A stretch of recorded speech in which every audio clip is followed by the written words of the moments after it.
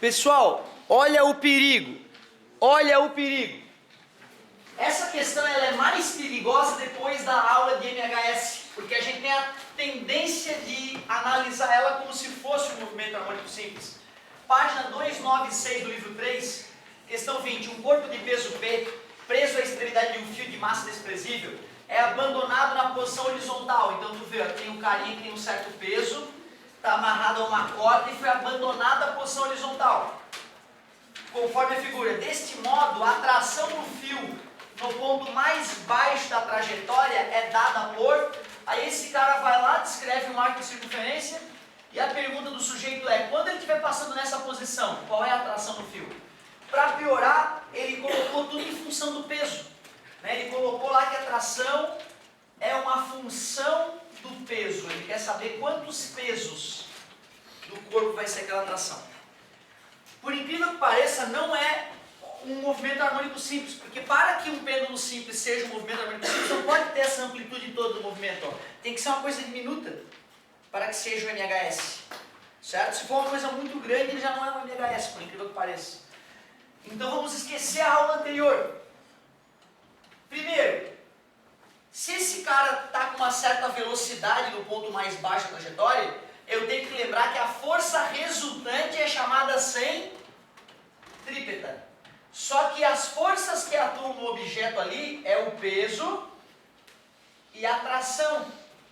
E a resultante é a centrípeta. Eu sei que a resultante aponta para o centro da trajetória, naquele momento. Naquele momento que está no ponto mais baixo, sim, né?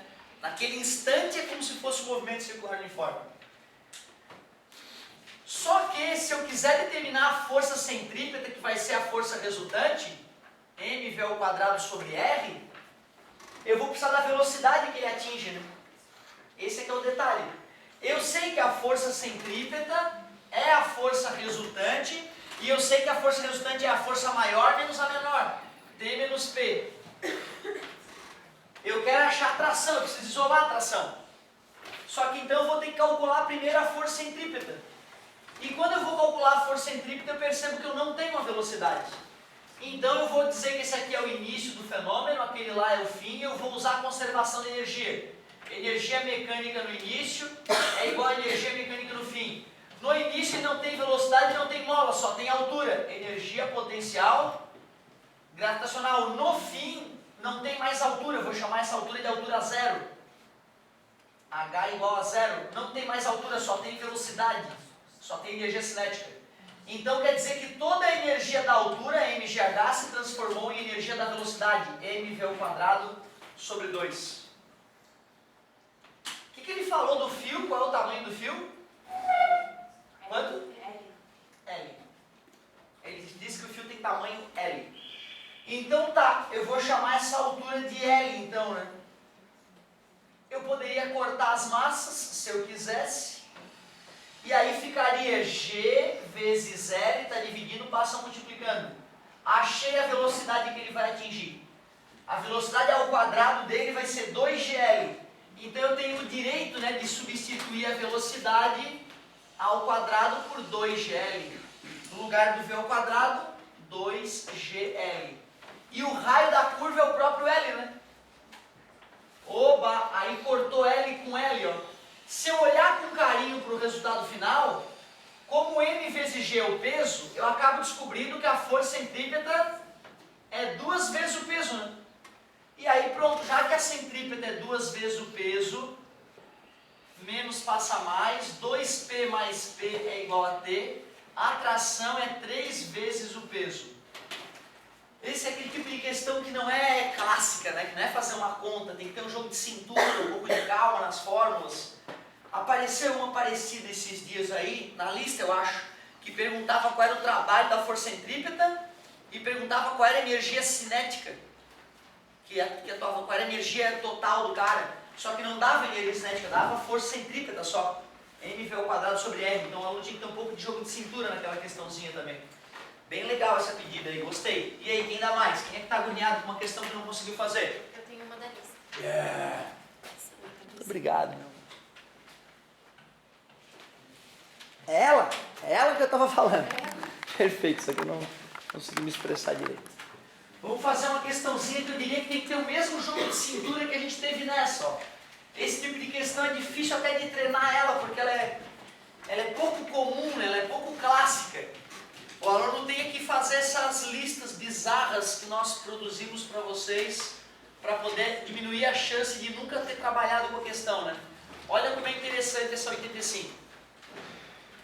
Um corpo preso a uma corda de 1 metro de comprimento realiza movimento circular uniforme em uma mesa horizontal. Amarraram o corpo numa cordinha de 1 metro e botaram ele para girar em cima de uma mesa.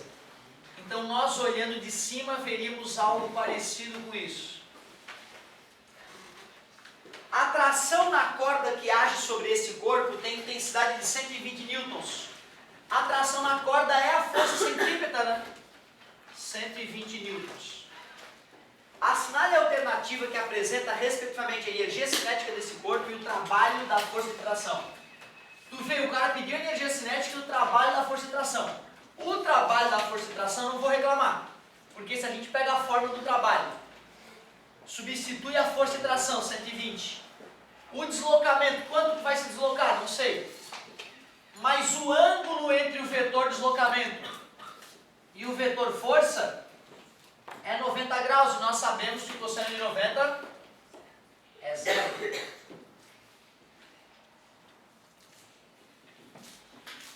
Portanto, uma força centrípeta sempre realizará trabalho nulo, já que ela é sempre perpendicular ao vetor velocidade.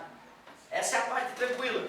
Agora, o chato é o cara achar a energia cinética, que é m v ao quadrado sobre 2. Pô, o cara não deu a massa e não deu a velocidade. Como é que eu vou fazer essa porcaria? O aluno deveria se tocar que a energia, que a tração é a força centrípeta, e força centrípeta é m v ao quadrado sobre r. Olha como é parecida a fórmula, cara.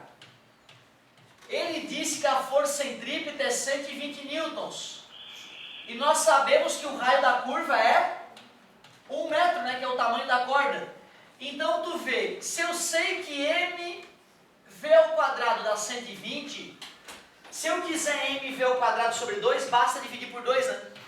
Se eu dividir por 2 ambos os lados, aí eu descubro que 60 é igual a m v ao quadrado sobre 2. E aí eu descubro que a energia cinética é 60 joules. Tu vê, né, cara? Da onde isso? Nós vamos ter que criar aulas agora mostrando, ó, pessoal, em questões onde ele avacalhar, a gente tem que perceber que se ele dessa forma, dá para comparar com essa. Imagina a gente fazer isso com todas as formas da física, né?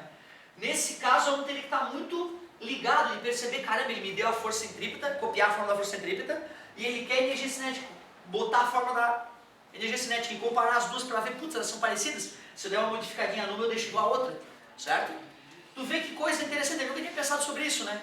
Quando um corpo executa um movimento circular uniforme de raio 2 metros, a força centrípeta fica numericamente igual à energia cinética. Eu nunca tinha pensado sobre isso. Esse é um outro item legal de colocar, né? Sobre movimento circular uniforme, assinale 08. Podemos afirmar que sempre que um corpo executa um movimento circular uniforme, com um raio de 2 metros, a sua força centrípeta se iguala à sua energia cinética. Pô, se o aluno não botar a fórmula, né, nas fórmulas e perceber isso, ele jamais... Eu nunca vi esse comentário no livro de física. Né? Então, bem delicada a questão. Ótima pedida. Era 60 joules e 0, né? Letra B. Muito obrigado. E aí, galerinha, quem dá mais? Uma outra? Tenha vontade, meus queridos. Tem uma galera que não me abandona uma aula, né? Sempre tem uma duvidazinha. Agora tem uns que nunca me pediram nenhuma, né? Fico puto. Tu trata de fazer exercício, cara, senão tu amarra as minhas mãos, meu querido. Não tem como aprender física sem exercício. Claro que eu quero acreditar que estão fazendo e estão conseguindo tirar as dúvidas de outra forma, né? Não se esqueçam que depois da aula eu vou estar esperando vocês também no final da manhã para a gente passar uma aula inteira resolvendo exercício. Então vamos avançar um pouquinho na matéria.